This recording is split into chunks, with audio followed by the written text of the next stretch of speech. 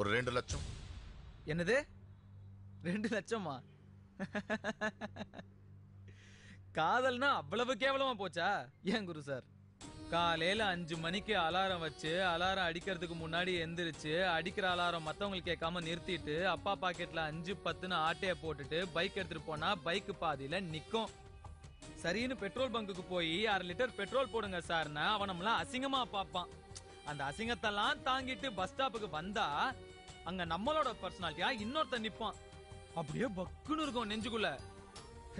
அவனை எல்லாம் ஓவர்டேக் பண்ணி அதுக்கப்புறம் அந்த பொண்ணு முன்னாடி போய் நின்னா பின்னாடி இருந்து இன்னொருத்தன் கை வைப்பான்.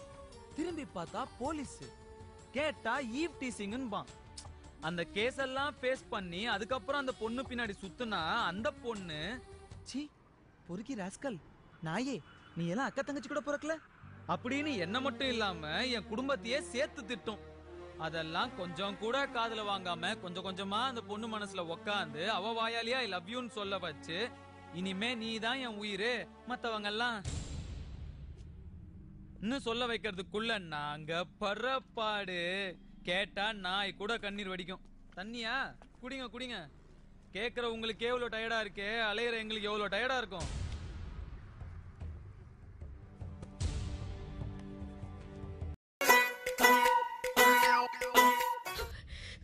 அப்ப என்னதான் உன் முடிவு?